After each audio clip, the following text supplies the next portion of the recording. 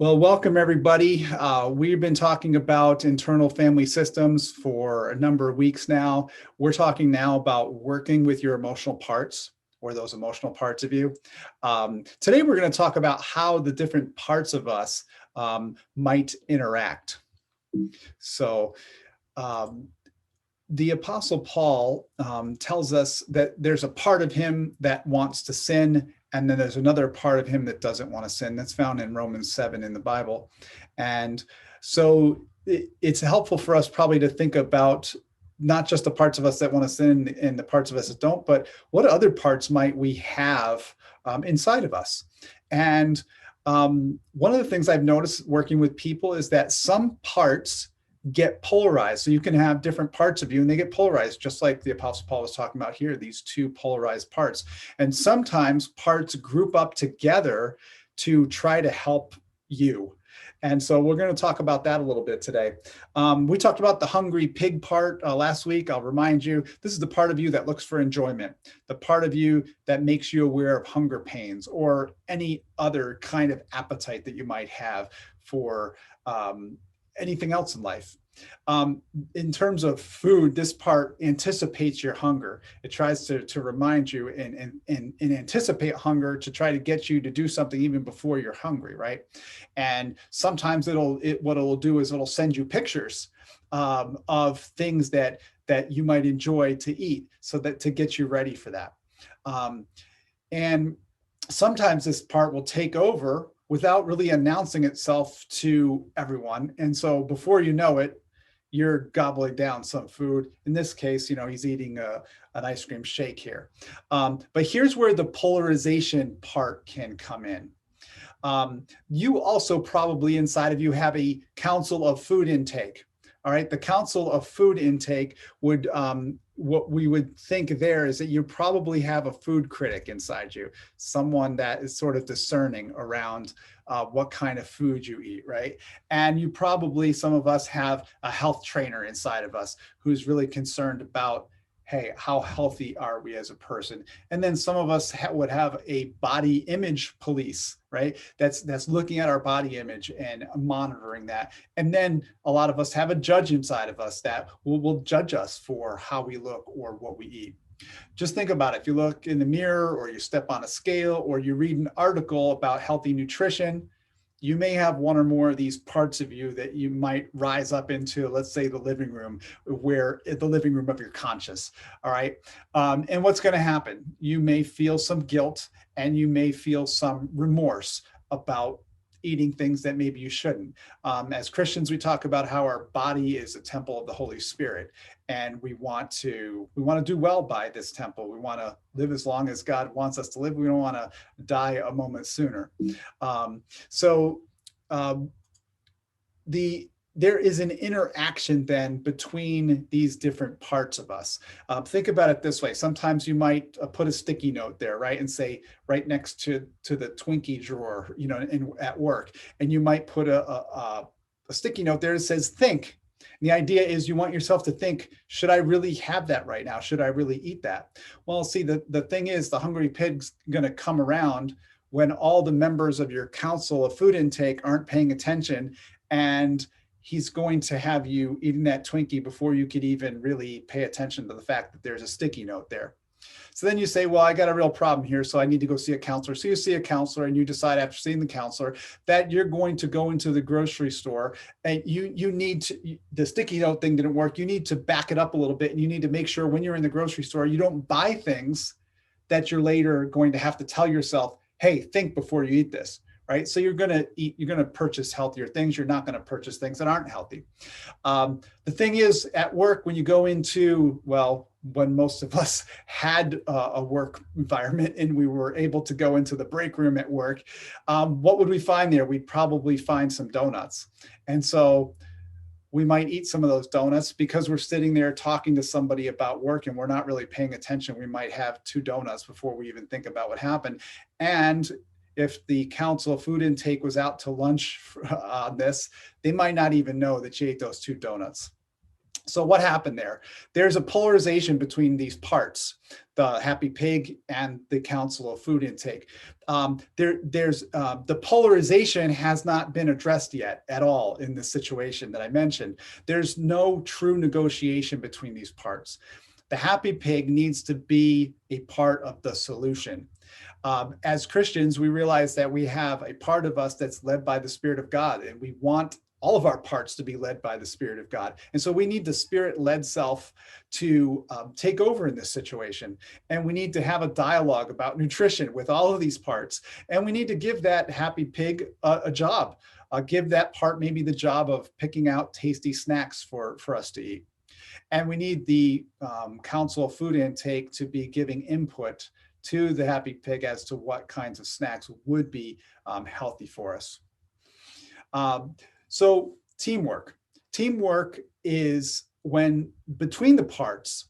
And so when we see a coalition like this, we could say, with the food intake group, it means that they have something in common. They have a shared perspective and they have goals for the whole system, and the whole system is you. And we need to discover and be able to work with these teams of parts inside of us. This is important work for our emotional and spiritual health. An example of teamwork, a teamwork which would contribute to burnout. So here's a team, and this very much could be me. I didn't draw these, but this could be me. So here's the team that's contributing to burnout in, let's say, my life. There's a little boy part here, the first one on the left. And this is the part of me that wants to do good. There's another boy part that feels very responsible and feels burdened and is holding the world like Atlas on my shoulders. And then there's another part of me that's more like the athlete, the part that's strong, the part of me that has lots of resources. And then there's the helper part of me that wants to help solve people's problems, that wants to throw people life rings, that wants to basically save everybody. Now, the issue is when this team becomes overly active, I am in the place where I might burn out, right? So I have this helpful part of me, and I have this part of me that wants to hold up the entire world. And then I have this part of me that actually will try to make that happen, this really strong part, right? And then the part of me that wants to be an awesome helper and help everybody. If this team is overly active, I'm going to burn out. It's just a matter of time. So let's talk about teamwork, working with this team.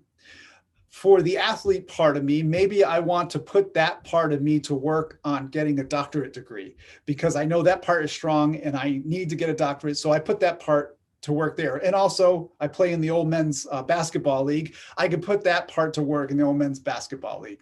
Now, the helper part of me, the part on the right-hand side here, I need that part to step back a little bit. I need that part of me to realize that it has limitations and it can't help everybody. And then once I'm working on this, I realize that that burdened boy, the boy with the world on his shoulders, feels responsible. And as I begin to think about that, I might realize, like in my case, I feel that burden of my parents having divorced when I was young and feeling somehow responsible for that and feeling responsible for putting my family back together, which I couldn't do. And when I think about that boy that's holding the world on his shoulders, I think of myself as a young man, 10 turning 11, when I lost my mother and my stepfather, a kid who just had the burdens of the world on his back and didn't know if he was going to make it. The thing is, the burdened boy there carrying the world, this was my way of coping with losses. Like, I just need to bear under this, right? And this part of me needs to set this burden down because I am not responsible for my parents' divorce. I'm not responsible for anything that happened with my mother and my stepfather in their death. The scripture has an invitation for people like me, and it says, "Come to me," Jesus says, "you who are heavy laden, and I will give you rest." And so I need to let that young boy rest and put down the world and put down that burden. And so when that happens, the team, we see this team has become rigid and has become extreme to help that little boy. But see, the thing is, this team right here really isn't helping that little boy with the burdens. It's just adding to his burdens. So first, each one of these characters here, each one of these parts inside of me has to be recognized by my spirit-led self. I have to ask the Spirit of God to help me to see each one of these the way that he sees them. And we realized that the root of this team had to be addressed. And the root of this one happened to be that boy with the world on his shoulders.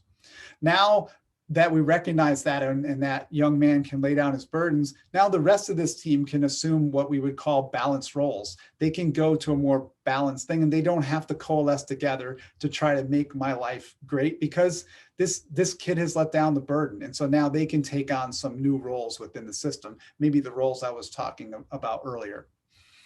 I'll give you another example. On the way home from church, let's say you see a homeless man on the side of the road.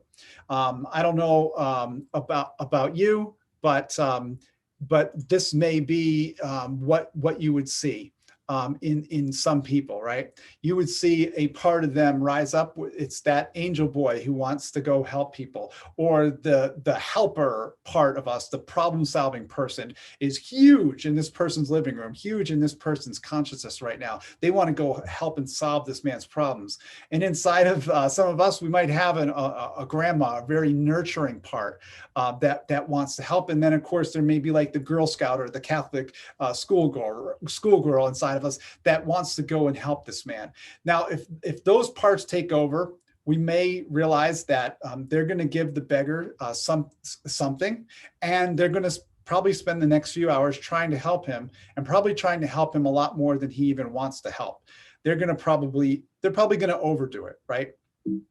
But what if, let's say there's a different scenario, and let's say you're on your way home, and you're on your way home from a long work week instead of on your way home from church, and you see the same homeless man.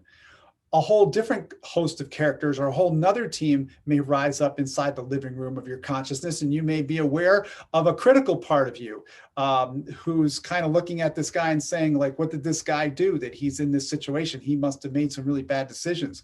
Or the moralist part of you might be saying, this guy is nothing like me. I'm sure he's not as spiritual as I am. Or we've got the bossy manager is probably the biggest character in this picture. He's got a megaphone out, and he's going to tell this guy that he needs to get a job and get his life together. And then, of course, we have the judge. A lot of us have a judge inside of us that judges people by the way they look, or judges them by their circumstances. So where are the helping parts in this picture? Well, if you look down, they're down below. They're sort of down in the basement. They have sort of been suppressed because all these other characters, or this team, is sort of taking over. And so there's a big difference between these two instances. This could be one person. They're coming home from church. They might be activated in those helping parts, but if they're coming from a long week of work and they're exhausted, they might have a very different experience about this same kind of thing. Now, what if we approach this from our spirit-led self? What if the Spirit of God was in control of this situation? And what if both teams could be in the living room at once? What if both sides can be heard?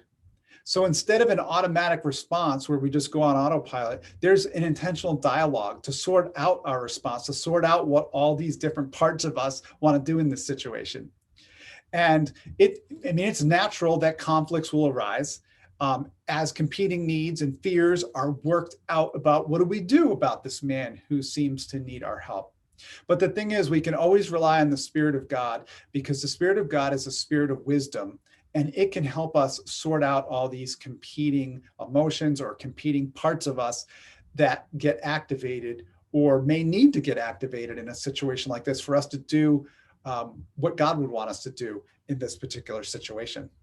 So I put a picture here of a conductor conducting, because that's how I look at it. With the Spirit of God is really the conductor of the orchestra, and all these different parts of the orchestra need to be playing in tune, need to be playing in time. And when the Spirit of God is in control, that will happen, and we will be able to work with that with the Spirit of God. If you want to join us live, we do this each week. You can go to meetup.com/check your compass. And that website will give you all the information you need to join us for one of these live. Or you can check out our videos. We upload them weekly on YouTube and Facebook. You can check out in the coming weeks the things that we'll do, or the previous weeks the things that we have done. I want to make a few acknowledgments here. The ideas that I shared today were drawn from a book by Tom Holmes and Lori Holmes, along with some illustrations by Sharon Eckstein. So thanks for joining us today. Hope you got something out of it.